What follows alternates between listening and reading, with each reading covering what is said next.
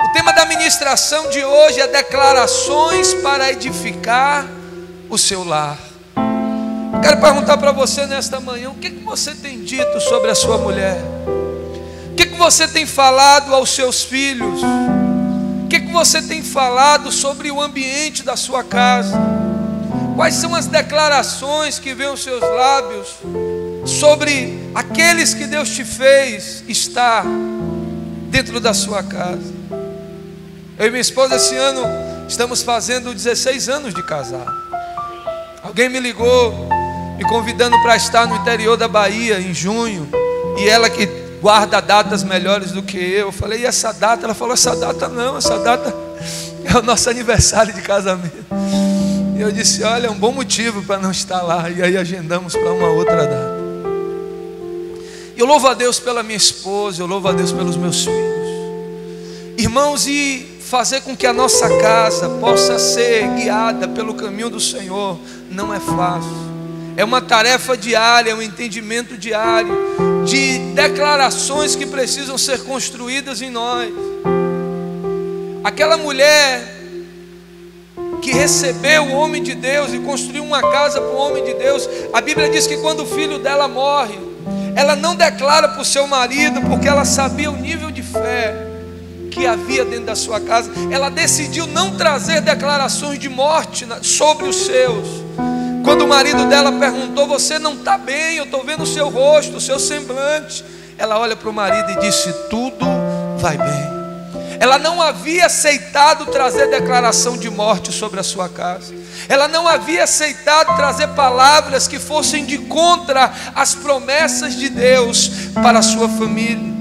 E hoje nós vamos falar exatamente sobre nós, que muitas das vezes somos imperfeitos, mas como servos de Deus, se permitimos ser guiados por Ele, por um caminho que glorifica o seu nome, mesmo ainda imperfeito, e nos trazido tantas bênçãos e ter nos feito chegar até aqui. Se declararmos aquilo que a palavra do Senhor nos manda declararmos, a nossa casa vai poder viver as promessas que Deus tem preparado para a nossa família. Quantos querem viver as promessas do Senhor para a sua família? Diga aleluia.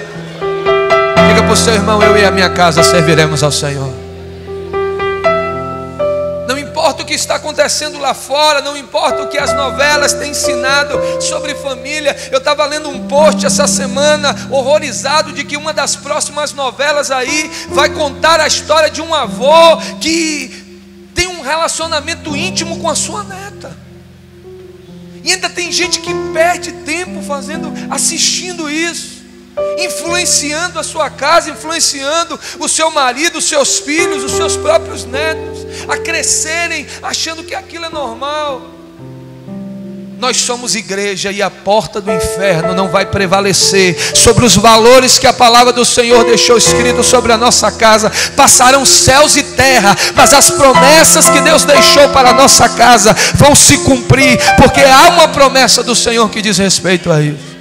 Nós não podemos aceitar o que os valores do mundo dizem, não podemos aceitar o que as tendências humanas dizem. Nós temos uma tradição no que se refere à palavra de Deus, e Ele diz que há bênção para a nossa casa. Como é importante, irmãos, que haja comunicação dentro de casa. Esses dias no grupo do Ministério do Louvor, o irmão Fábio postou um pensamento interessante. Houve o apagão, e por causa do apagão ninguém tinha eletricidade, houve um grande rebuliço. Jesus está nos preparando para a sua vinda, amém? E foi um pouco daquilo que vai acontecer quando Jesus voltar. Eu estava lá na avenida ACM, num prédio, tinha ido visitar um apóstolo que queria conhecer melhor sobre o discipulado, estava na casa dele ali na região do Iguatemi, falando com ele sobre isso, quando faltou luz. E aí alguém bateu na porta dizendo: apóstolo, me ajude aqui, tem uma família presa no elevador. E foi uma grande agonia ali. E aí já não pude mais continuar. E às vezes um elevador, que é algo tão simples, Eu precisei passar alguns minutos descendo aqueles andares e andares dali. Mas o que eu quero dizer com isso, irmãos, é que naquele pensamento que Fábio postou, falou que houve um apagão. E agora não tinha eletricidade, não tinha tecnologia, não tinha como carregar, até as ligações não estavam acontecendo, porque o apagão foi a nível de Nordeste, então as replicadoras de telefonia não tinham como completar as chamadas. Então as pessoas resolveram voltar para a moda antiga, para falar face a face, para falar um olhando para o outro. Mas depois de algumas horas, infelizmente, naquele post dizia que o apagão acabou e cada um de novo voltou para a sua individualidade, para o seu silêncio. Uma das grandes tragédias que trazem destruição no lar, na família, num casal, na vida dos filhos, é a ausência de comunicação. Por que um casal, quando está se flertando, quando está se conhecendo, passa tantas horas, hoje não mais no telefone, mas nos grupos, e manda carinha, e manda áudio, e tem sempre algum assunto, e depois de algum tempo de casado, não se tem mais paciência de um escutar como é que foi o dia do outro, de um dar opinião ao outro com relação a algo banal, porque a comunicação é imprescindível para que haja um casamento bem sucedido. O irmão que está do seu lado, diga para ele: se comunique dentro da sua casa. Não aceite redes sociais na hora da alimentação, não aceite televisão. Aliás, nós nem temos televisão onde jantamos, onde almoçamos. Esperamos para orarmos todos juntos. Quando às vezes a gente está inquieto, às vezes até mesmo eu me esqueço, por causa do calor ou de algum compromisso. Um dos meus filhos lembra: pai, esqueceu de alguma coisa? Eu disse: de orar. Ora aí, meu filho, ora aí, minha filha. E temos um momento de oração, e um fala sobre a escola, e o outro fala sobre o que vai fazer no outro dia, e naquele tempo a gente pode dialogar como família. A comunicação é o que tem destruído, e o que tem acontecido? A tecnologia tem unido os de longe, mas tem afastado os de perto. Na igreja, que era para os nossos filhos e nós mesmos estávamos nos conectando com Deus e com os nossos irmãos, às vezes nós estamos presos pela tecnologia. E eu tenho ensinado aos meus filhos, e eu tenho ensinado aos filhos desta casa, e eu tenho dito: olha, desliga o seu celular e se comunique com Deus. E dentro de casa, se comunique com outras pessoas. Você não tem que ser bitolado, você não tem que viver em outra época. Você pode fazer o uso, mas de uma forma moderada, para que isso não impeça uma boa comunicação dentro da sua casa. Porque quando você faz isso, aquilo que a sua filha está aprendendo de casamento é aquilo que ela tem visto você, pai, agindo com a sua mãe. Aquilo que o seu filho tem aprendido de como tratar uma mulher tem sido na forma como você trata a sua esposa, e vice-versa.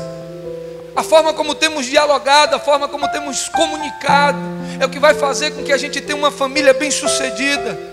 E precisamos vigiar com aquilo que sai da nossa boca. Provérbios capítulo 18, versículo 20. Vou pedir atenção a quem está projetando aí, porque nós vamos falar de vários versículos.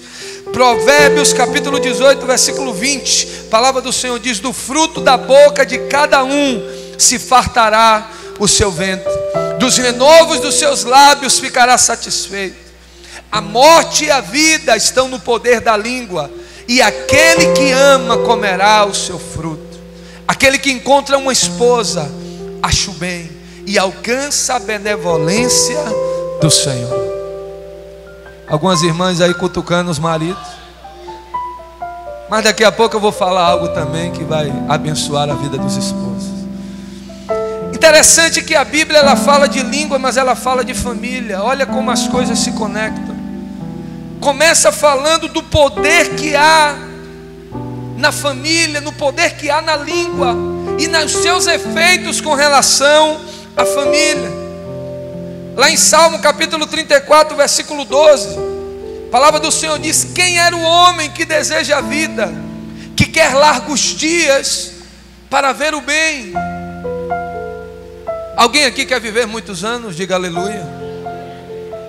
Ele mesmo pergunta, ele mesmo responde: guarda a tua língua do mal e os teus lábios de falarem o engano.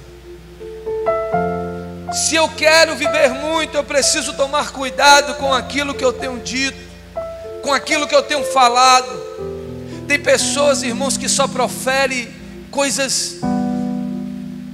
Parece aquele personagem do desenho infantil que quando ele anda, uma nuvenzinha cheia de raio chovendo persegue ele.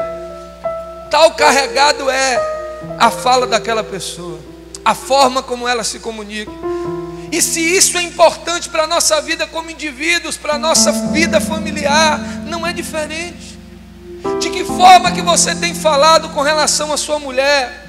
De que forma que você tem falado com relação ao seu marido? De que forma que você tem falado quando você educa os seus filhos? De que forma que você tem falado quando você se refere aos seus pais?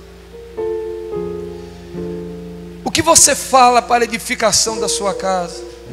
É sobre isso que eu quero discorrer aqui nessa manhã. Em primeiro lugar, primeira declaração para edificar o seu lar, a primeira frase que não pode faltar dentro da sua casa é: eu te amo.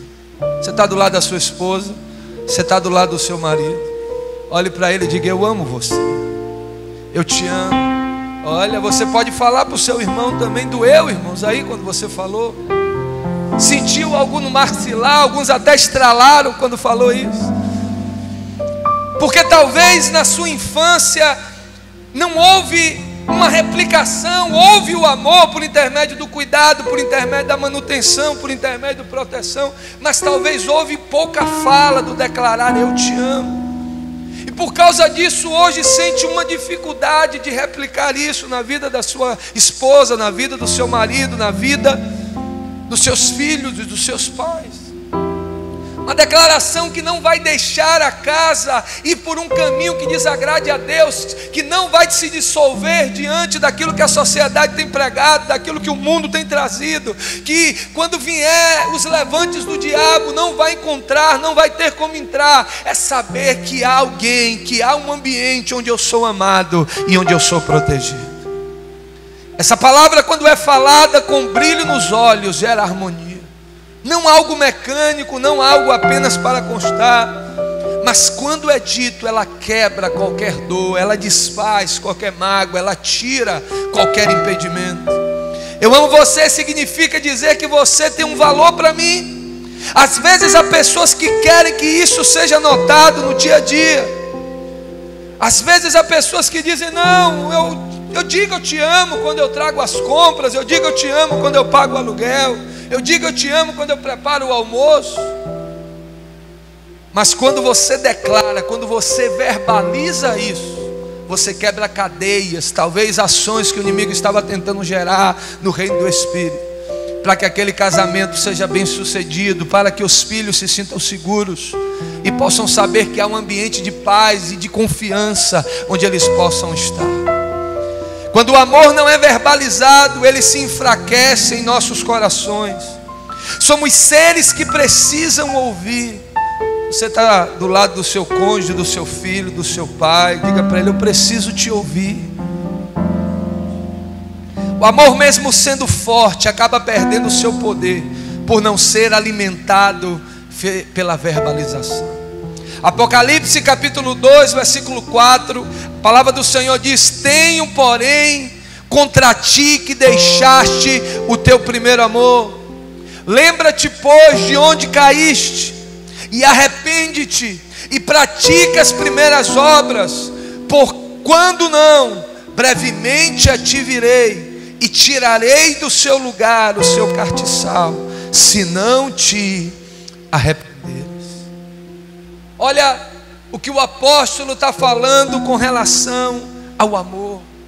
Antes havia uma fala, antes havia uma verbalização, antes havia uma declaração, mas porque deixou que o tempo trouxesse desgaste, porque deixou de verbalizar, porque deixou de declarar, diante das perseguições, diante dos problemas, diante de tantas acusações que às vezes vêm sobre a casa, diante de tantas situações que por causa do cansaço do trabalho, por causa da outra atividade do outro dia, nós temos esquecido de parar para fazer aquilo que é tão importante. Depois de Deus, a nossa casa é a nossa primeira igreja. Amém? Como faço para não abandonar o amor? Lembrando que ele existe todo dia. E como nós lembramos que ele existe todo dia? Verbalizando este amor. Diga para o irmão que está do seu lado, verbalize esse amor todos os dias. Precisamos nos acostumar, irmãos, a dizer eu te amo. Eu falo frequentemente para os meus filhos, para minha esposa, para os meus discípulos. Porque este amor não pode ser apenas expressado, ele precisa ser verbalizado. Porque esse amor constrói, esse amor restaura, esse amor recupera, esse amor tira o desgaste. Esse amor alimenta a alma. Todo mundo precisa escutar. Todo mundo precisa ouvir e ser lembrado de quanto ele é amado. Porque quando o diabo trouxer as propostas, quando o inimigo soprar acusações, não vai encontrar guarida, porque aquela pessoa não estará carente nas suas emoções, porque ela sabe que todos os dias ela é lembrada com relação àquele amor. Algumas esposas dizem, eu nem sei mais, porque eu escutava isso quando namorávamos lá em 1900 e antigamente. Isso precisa ser renovado todos os dias. O primeiro milagre de Jesus foi num casamento, e ele disse, olha, eu vi um melhora no final, todos os anos, todos os dias. Ele quer renovar, ele quer trazer um amor novo, ele quer trazer um tempo novo, ele quer trazer uma bênção nova. Não temos como ter lares perfeitos. Cada um sabe, irmãos, a minha casa não é diferente. Nós temos as nossas imperfeições e pedimos ajuda ao Senhor para um ser esse ferro que afia o outro, que ajuda o outro a crescer. Porque as pessoas, elas são imperfeitas, por isso que os lares são imperfeitos. Elas ferem umas às outras dentro de casa. Mas se houver o eu te amo sincero, se houver o pedido de perdão diário, esse lar vai poder crescer e alcançar o propósito de Deus nessa casa.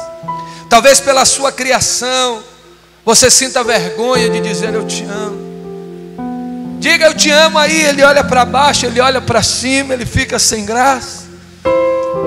Porque talvez a criação não foi daquela forma. Um foi criado debaixo de mimo, de cuidado, de muita melação, de um beijar o outro foi criado debaixo de chibata, debaixo de surra, debaixo de medo.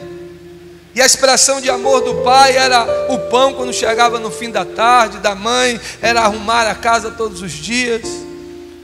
Mas nós podemos mudar, não podemos mudar a forma como fomos tratados, mas podemos mudar a forma como nós tratamos hoje.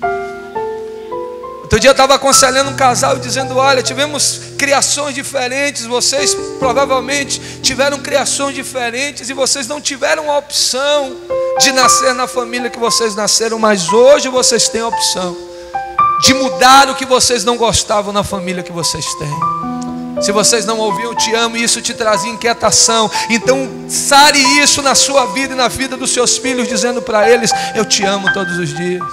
Dizendo para o seu cônjuge, eu te amo todos os dias. Isso vai trazer renovo, isso vai trazer ajustes, isso vai fazer com que a casa possa estar edificada sobre a rocha, que é Cristo Jesus. Mensagem principal da Bíblia é eu te amo. João 3,16, Deus está dizendo, porque eu amo vocês, eu envio e eu dou o meu melhor. Aleluia. Se você não conseguir lembrar um versículo da Bíblia no dia mau, se você se vê tão perdido que você não conseguir abrir a Bíblia, saiba que toda ela fala de um pai para o filho, eu te amo. Deus está te dizendo todos os dias, eu te amo, por isso eu te guardo, por isso eu te escolhi, por isso eu te protejo. E quando eu declaro eu te amo, eu estou apenas replicando aquilo que o pai disse para mim quando ele enviou Jesus para a cruz. Quantos entendem isso? Diga aleluia. Aleluia. Romanos capítulo 5, versículo 5, a parte B. A palavra do Senhor diz, porque o amor de Deus está derramado em nossos corações pelo Espírito Santo que nos foi dado. Nós já recebemos do Espírito Santo este amor, e este amor precisa ser expressado a todos aqueles que estão ao nosso redor, e ainda mais para aqueles que são da nossa casa. Qual é a primeira declaração que vai edificar a nossa casa? Então diga comigo, eu te amo. Amém. Segunda declaração, irmãos, para edificar a nossa casa, para a nossa casa estar protegida, para a nossa casa estar em segurança, para a nossa casa ir bem, é me perdoe. Teve algumas pessoas que sentiram até uma vertigem agora. Diga para o outro, me perdoe. Diga para ele, vamos fazer um teste aqui, me perdoe. Pergunta para ele, doeu? Irmãos, eu estou falando aqui, mas eu também passo pelas minhas com a minha esposa, viu? E às vezes nós também paramos para pedir perdão um para o outro. Eu já precisei pedir perdão aos meus filhos algumas vezes. E pedir perdão para alguém, principalmente para o nosso cônjuge, para os nossos filhos, para os nossos pais, para a nossa liderança, não é sinal de fraqueza, muito pelo contrário.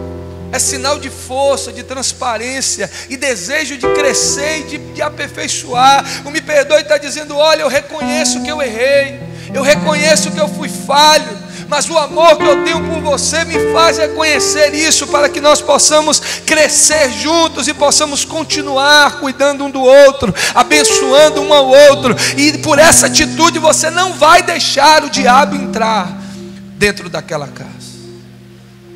Quantos casamentos acabaram por causa de ressentimentos? Ele fez, mas ele não reconhece. Entra dia e sai dia. A Bíblia diz, não se põe o sol sobre a sua ira. Nós pregamos isso, nós sabemos disso. Às vezes dorme até de valete, às vezes vai para o quarto do filho, às vezes prefere a rede social ao embate, e no segundo dia, no terceiro dia, o corpo começa a queimar, porque aí vem os desejos, e aí precisa se falar sobre as coisas domésticas, e aí começa de novo, e quando um pensa em sentar para resolver, dizer, não vamos falar sobre aquilo, porque vai gerar atrito, porque deixa para lá. Diga para o seu irmão, não aceite isso. Todas as vezes que for necessário, saiba que o me perdoe vai estruturar a sua casa na presença do Senhor. Todas as vezes que houver uma sombra de um arranho, todas as vezes que uma cara feia pintar, todas as vezes que houver uma indisposição, saiba que o me perdoe vai repreender que o inimigo tente trabalhar nas edificações da sua casa. Anote essa aí, uma família onde o me perdoe não é verbalizada, é uma família com dívidas acumuladas. Uma família onde o me perdoe não é verbalizada, é uma família com dívidas acumuladas. Quanto é a dívida que você tem com a sua casa? Quanto é que você está devendo para o seu cônjuge? Não cutuque não, deixa aqui em casa. Vocês resolvem. Quando eu não peço perdão, irmãos, eu acumulo uma dívida. E o diabo vai saber cobrar muito bem, na hora certa, essa dívida.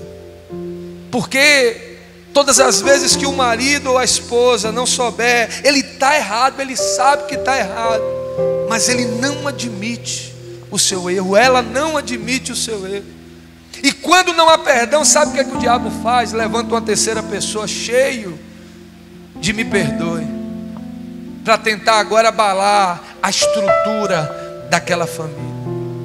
Quando um pai não sabe pedir um me perdoe a um filho por ter se excedido no momento da correção, ou pela falta dele, ele não está estruturando uma criança que será um pai no futuro, uma mãe no futuro, e não estará dosando a quantidade e a forma como aquilo precisará ser feito no futuro, assim como ele está fazendo naquele momento.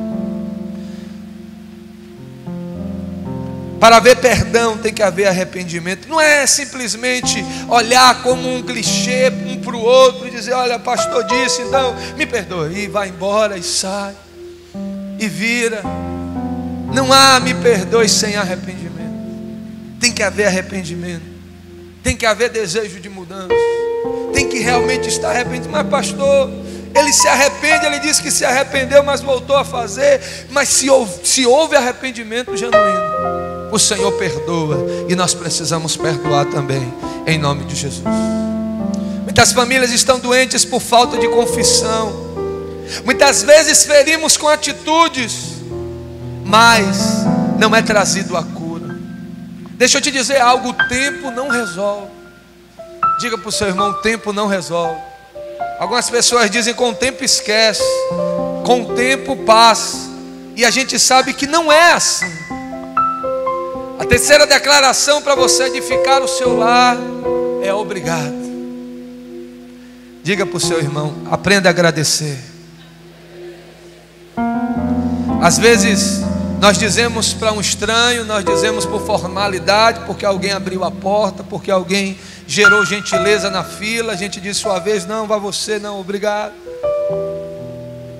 Mas às vezes uma dona de casa que se dedica o dia todo a um trabalho interminável, nunca acaba, trabalho doméstico, e sempre tem algo a fazer. Os filhos chegam, o marido chega, e se esquece de agradecer por tudo aquilo que foi feito. Durante esses dias, durante este ano, nós estávamos em obra, a equipe de diaconia, de uma forma tão querida, todas as vezes precisava fazer uma grande faxina na igreja. E quantas vezes nós chegamos aqui, e quantas vezes nós demos um abraço em algum querido diácono que estava ali na porta e dizia: olha, muito obrigado, porque eu encontrei a igreja preparada apenas para que eu pudesse vir adorar. Se chegasse e encontrasse desordenada, logo encontraríamos o defeito. É como muitas vezes, irmãos, nós vamos deixando dentro de casa e fora dela, que o corre-corre do dia a dia, que os afazeres nos tornem pessoas mal educadas, a ponto de nós não agradecermos aquilo que o outro tem feito com tanto carinho, com tanto zelo. Os maridos aí, qual o prato que você mais gosta que a sua esposa prepare para você? Diga aí, vamos lá. Fabão aqui, qual é? Cozido? É de Deus. Quem mais? E Luciano ali na porta, qual é, Luciano? Mocotó, meu Deus. Olha o sangue aí, olha os canais aí para ficar em dia. E nós gostamos, irmãos. A esposa sabe como agradar o marido. Aliás, o marido é bobo para isso, por pouca coisa ele se agrada. Mas às vezes nós não sabemos agradecer aquilo que é feito com tanto carinho, a forma como a casa foi arrumada, a forma como a comida foi feita, a forma como os filhos estão sendo educados e são cuidados ao longo do dia a dia.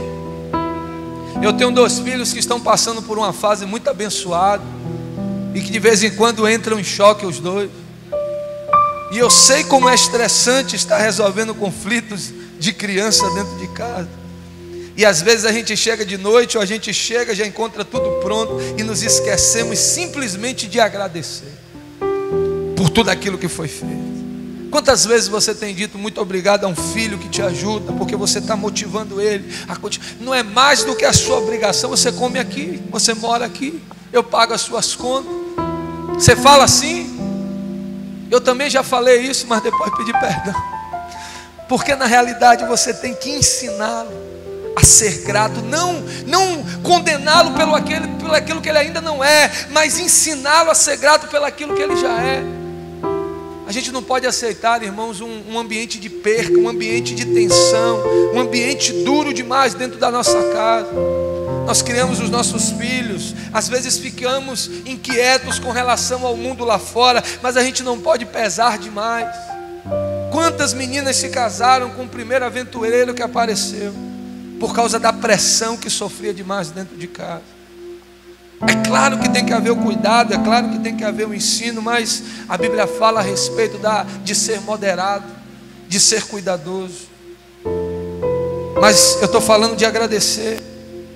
Não basta sentir gratidão, não basta você ser grato apenas em dar um abraço, apenas em mostrar sinais, mas assim como eu te amo, você precisa verbalizar essa gratidão, porque todas as vezes que você recebe um obrigado, aquilo te motiva a dizer: eu estou indo pelo caminho certo, eu estou fazendo aquilo que agrada o outro. Então, às vezes sem perceber, você vai se firmar em melhor fazer aquilo, porque você sabe que aquilo está agradando o coração da outra pessoa.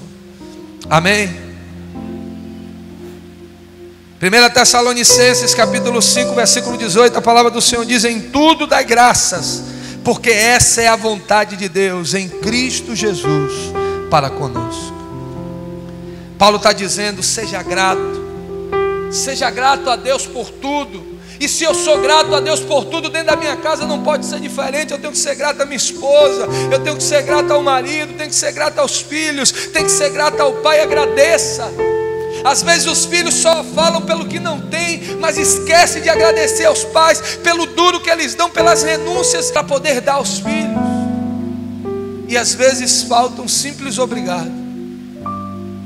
E essa gratidão, essa verbalização vai trazer harmonia, vai trazer segurança, vai trazer estabilidade dentro de casa. Amém? A quarta declaração, são só 30, eu estou na quarta aqui, deixa eu ganhar tempo. Está todo mundo comigo aí? Aleluia. A quarta declaração para você edificar a sua casa é se Deus quiser. Diga para o seu irmão, se Deus quiser.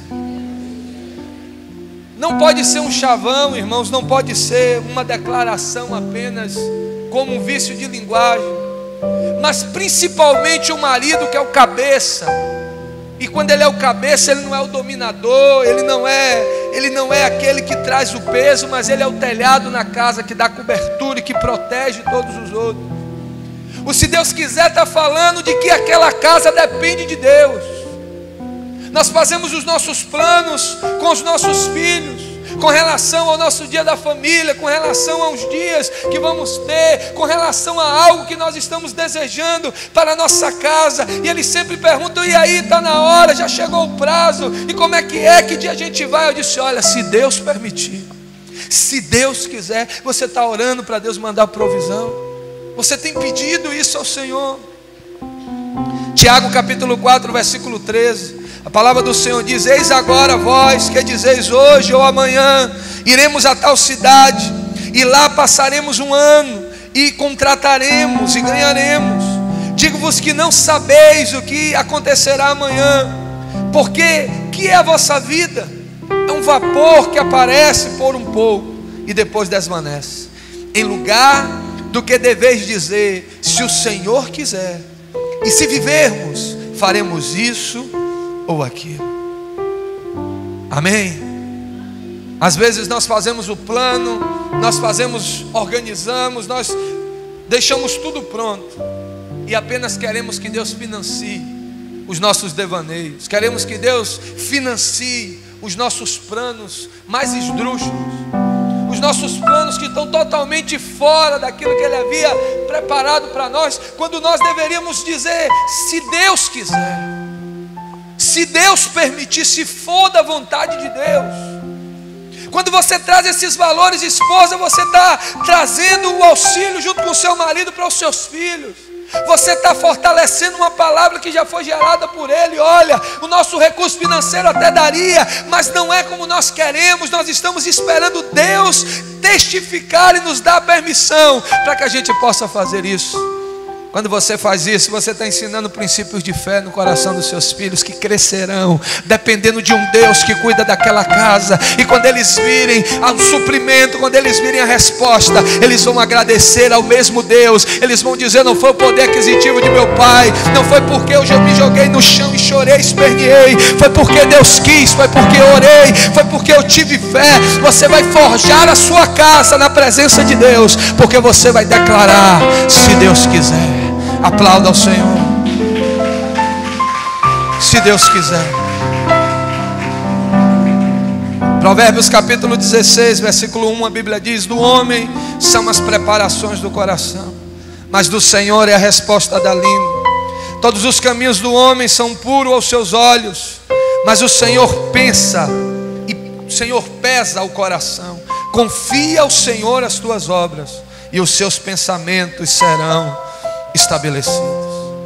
A quinta declaração, meu irmão, para você edificar o seu lar é: vamos orar. Você tem dito isso na sua casa? Vamos orar. Às vezes a gente diz: vamos sentar no sofá, liga a televisão. A gente declara: vamos para a mesa jantar, vamos trabalhar, vamos dormir, está na hora, menino, desliga, peraí, eu vou pegar o sino. É assim na sua casa? Lá em casa de vez em quando acontece. Mas você tem declarado para sua esposa, para os seus pais, para o seu cônjuge: vamos orar, vamos separar este tempo para buscar ao Senhor. Nós nos organizamos com relação ao lazer, com relação a vestes, com relação à reforma da casa, com relação à compra daquele bem, e declaramos e sonhamos e escrevemos no nosso projeto de vida. Mas nós temos declarado isso na nossa casa. Deixa eu te dizer, o Vamos Orar vai ajudar a estruturar a sua casa. Seus filhos precisam saber que tudo que eles são, e tudo que eles vierem a ser, e tudo aquilo que eles vivem, está pautado na presença de Deus e nas respostas que Deus traz. Quando tudo vai bem, irmãos, nós corremos um grande risco de nos afastarmos de Deus. Sabe por quê? Porque a nossa carne, ela não gosta de orar. Você já parou para se perceber que você não gosta de orar? Eu quero te falar algo que é libertador, meu irmão. Se você não sente desejo de orar, não é porque você está desviado, não, é porque você ainda está vivo. Mas todas as vezes que você declarar vamos orar, você está enviando uma mensagem para a sua mente e para o seu corpo, de que a carne não está no comando, mas o Espírito que habita nela vai dar as direções para que o seu lar e a sua casa seja bem sucedido. Eu tenho ensinado os meus filhos sobre isso. Não é difícil eu entrar no quarto do meu filho, depois de eu ter pedido para ele ir dormir, e desligar o som, ou desligar, porque ele colocou um louvor para orar e acabou dormindo lá deitado na cama, porque ele vê que eu faço assim. Não é simplesmente dizer, olha, faça, vá orar, você já orou hoje. Minha avó, quando eu era pequeno, passava horas de joelho orando, e de uma forma, da forma como ela tinha aprendido, ela me botava de joelho com 5 anos, com 6 anos, dizia, ora menino. E eu começava a orar de joelho do lado dela, e ia, e quando chegava perto de ser arrebatado, uma mão vinha de algum lugar e me voltava de novo, e eu começava novamente a orar. Ela tinha aprendido assim. Era a forma dela de eu dizer eu te amo, uma forma diferente, mas hoje eu entendo isso melhor. Mas quando hoje nós ensinamos os nossos filhos, não simplesmente de uma forma rude ou de uma forma dura, você já orou, o senhor só gosta de televisão, a sua vida no videogame, ou esse menino, eu não sei o que é que vai dar, e começar a verbalizar coisas que o diabo quer que você declare. Mas quando você diz assim, olha, vamos orar agora, vamos orar sobre isso, vamos orar sobre isso que nós precisamos. Quando eu faço o nosso culto doméstico lá em casa, depois que um ora, depois que o outro faz o louvor, depois que nós meditamos na palavra, e na oração final eu pergunto para cada um quais são os seus projetos, o que é que você quer, o que é que você está pensando. Aí um fala porque quer algo, o outro diz que quer ir passear em tal lugar, o outro diz que está precisando de tal coisa, e juntos a gente diz, então vamos orar como família, e o Deus que nós servimos vai suprir as nossas necessidades em Cristo Jesus. Comece a declarar em sua casa, vamos orar. Não é quando o dinheiro sair, não declare quando o empréstimo entrar na conta, não fale isso. Declare dentro da sua casa, vamos orar. Vamos orar. Isso vai poder forjar a sua casa na presença do Senhor, para a honra e glória do nome de Jesus. Mateus capítulo 6, versículo 6 diz, mas tu quando orares, entra no teu aposento, fecha a tua porta, ora a teu pai que está em secreto, e o teu pai que vem em secreto te recompensa publicamente. A Bíblia está nos ensinando que a nossa casa é um dos melhores ambientes para nós orarmos. Claro que a Bíblia também diz que a minha casa será chamada casa de oração, mas em Mateus 6,6 está nos ensinando que há um respaldo quando nós oramos na nossa casa, quando nós oramos no nosso aposento, quando nós oramos no lugar que Deus nos deu, onde muitos queriam estar murmurando, onde muitos queriam estar desagradando a Deus, ali é onde nós vamos estar orando. Sexta declaração para você edificar a sua casa, está escrito. Você tem declarado isso na sua casa? Às vezes a gente faz até citações de Nietzsche, faz citações daquilo que o político falou, faz citações daquilo que o educador falou, mas nós esquecemos daquilo que vai forjar, que vai estruturar a nossa casa, é de declarar, está escrito. Todas as vezes que eu estou corrigindo meus filhos, eu digo porque a Bíblia não diz isso. Você sabe o que é que a Bíblia diz? Se você honrar o seu pai e a sua mãe, você vai ter longos dias na terra. Você sabe o que a Bíblia diz sobre rebeldia? Você sabe o que a Bíblia diz sobre submissão? Você sabe o que a Bíblia diz sobre mentira? Você precisa declarar em sua casa: está escrito. E esse está escrito, meu irmão, vai edificar a sua casa, e os seus filhos vão crescer. E aquilo vai se cumprir onde a Bíblia diz: ensina a criança o caminho que deve andar, e mesmo depois de velho, ela vai se desviar dele. Mateus capítulo 24, versículo 35 diz: os céus e a terra passarão, mas as minhas palavras não hão de se passar. É sobre esta base da palavra que precisamos nortear a nossa família. Não são as modas, porque as modas passam, não são as tendências, mas é aquilo que a Bíblia diz. Nós podemos mudar a estratégia, podemos mudar a configuração, mas a Bíblia é o está escrito. Não é uma mensagem de autoajuda, é o que a Bíblia diz sobre o que ela quer fazer nas nossas vidas. Não é uma mensagem que massageia o ego, mas é o consolo do que a Bíblia diz sobre o que Deus quer fazer com relação ao homem. É o que está escrito. Declare isso com a sua esposa. Quando o inimigo tentar trazer uma mentira sobre o desgaste, sobre a falta de amor, sobre a falta de desejo um pelo outro, chama um ao outro, fecha a porta do quarto, abre a Bíblia e diz: porque está escrito, se o Senhor estiver aqui, Ele vai ser o braço forte, e esse casamento não vai se dissolver, e o nome dele vai ser glorificado no final, porque ele foi convidado quando nós nos casamos, quando nós convidamos o homem de Deus para orar por nós há anos atrás, e aquele sentimento que ardia um dia, vai voltar a arder hoje, porque está escrito. Aleluia.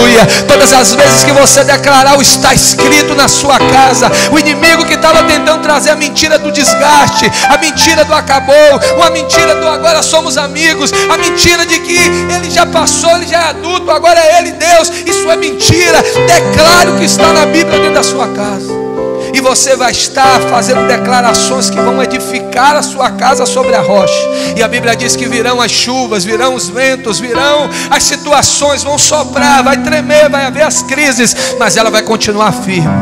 Deixa a sua casa estar sobre a rocha. Aplauda ao Senhor nesta manhã.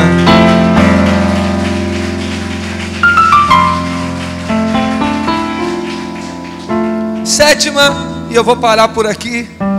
Declaração para edificar o seu lar. Nós fazemos parte. Diga para a pessoa que está do seu lado: nós fazemos parte. Parece até uma frase um pouco sem conexão, mas no contexto você vai entender. Precisamos, irmãos, como família, entender que não estamos em uma bolha. Quando eu cresci na época de estudante, assistindo Sessão da Tarde, era Sky daquela época, assistindo Lagoa Azul umas 300 vezes. Mas tinha um filme que de vez em quando passava, que era um garoto que foi criado na bolha. Alguém já assistiu esse filme aqui? Porque a mãe queria proteger ele do mundo, e mentiu para ele dizendo: você tem uma doença rara, e você não pode ter contato com ninguém. No filme a gente descobre que na realidade ele não tinha nada. Aquilo era uma super proteção da mãe, que com medo do mundo, então cria aquilo. E aí ele tinha uma bolha onde ele era alimentado por um canal, ele ali se comunicava, ele fazia tudo dentro da bolha. E o eu participe, irmãos, quer dizer que nós não podemos estar dentro de uma bolha. A gente precisa dizer: eu faço parte. Isso acontece muito com um casal jovem, quando começa a se relacionar, e aí começa aquela fase chata do chiclete, de que não existe mais ninguém, só existe a outra pessoa. E aí a família não existe mais, os amigos se afastam, porque é só um ao outro. Mas quando ele se isola, quando ele fica só, o profeta velho encontra a guarida para roubar o que Deus estava fazendo por intermédio da sua vida. Diga para o seu irmão: você faz parte, não se isole. E às vezes nós nos isolamos, às vezes com o namorado, com a namorada, depois com o marido, com a esposa, depois com o filho, e vivemos ali só nós. Não existe mais ninguém, ninguém mais importa, ninguém mais é importante, só nós. E criamos às vezes uma falsa sensação de que nós nos bastamos. Uma família tem a verdadeira proteção quando tem uma aliança com a família maior que se chama igreja. Não corra o erro de achar que você dá conta de tudo sozinho. O que é que a gente vê de vez em quando, principalmente nos Estados Unidos, onde as pessoas são muito isoladas? John Comiskey fala que o propósito de células tem certas dificuldades nos Estados Unidos por causa do isolamento que cada família decidiu ter. É muito comum as pessoas morarem ao lado das outras e não se conhecerem, porque se isolaram, porque criaram esse entendimento de que nós nos bastamos, só nós. E depois de anos se descobre uma atrocidade, como de vez em quando estoura na mídia aí. O pai, a mãe morreu, e agora teve relacionamento com os filhos, gerou filhos, que era filho e neto, e está todo mundo trancado, e está todo mundo doente, e anos a fio ali dentro. E onde é que estavam os parentes que nunca foram lá? Onde é que estavam os vizinhos e os amigos? Porque eles se isolaram. E o isolamento é perigoso. O isolamento afasta aquele que pode aconselhar, aquele que pode trazer algo. Nós não fomos criados para nos isolar, para estarmos longe. Houve momentos, irmãos, que por causa de alguma crise, por causa de algum medo, por causa de alguma situação, por causa de alguém que nos feriu, é natural que a gente acabe se isolando um pouco, mas logo, depois que passar a chateação, precisamos novamente voltar a nos relacionar, porque sozinho nós nos bastamos um ao outro dentro de casa. Nós fazemos parte. Diga para a pessoa que está do seu lado: nós fazemos parte de um contexto maior. A igreja não é um clube, é um corpo que, se a família adoecer, a igreja estará ali para trazer a cura e proporcionar o renovo. Há pessoas que estão na igreja, mas infelizmente, porque se isolaram, elas sofrem isoladas dentro de casa, porque as cortinas estão fechadas, porque ninguém está perto, ninguém tem acesso. Dentro da igreja o marido, ele é o santão, mas só a mulher e os filhos sabem o que sofrem dentro de casa, porque o isolamento tem permitido agressões verbais ou até mesmo físicas. Isolamento dos filhos. Os filhos foram tão agredidos verbalmente, ou foram tão ameaçados, que acabaram se isolando nas redes sociais. Esses dias nós estávamos aconselhando um casal de outro ministério que estava falando com relação a isso, e agora não sabe como tirar, depois de tantos anos, aquele filho do isolamento que se encontra.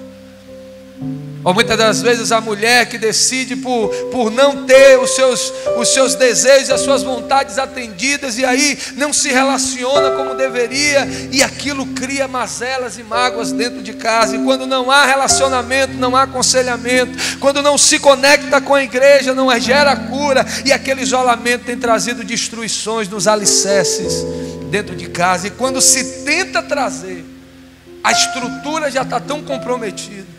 Aquela pessoa não foi olhando, a chuva foi vindo sobre a laje, aquilo ficou anos, ninguém ligou, ninguém só foi dando paliativo, só foi melhorando, só foi empurrando um móvel de lugar, em vez de consertar a pingueira, aquela ferragem foi oxidada, e agora quando alguém consulta e diz: olha, não tem mais como corrigir, algum tempo atrás poderia ter sido feito, está condenado, tem que ir para o chão.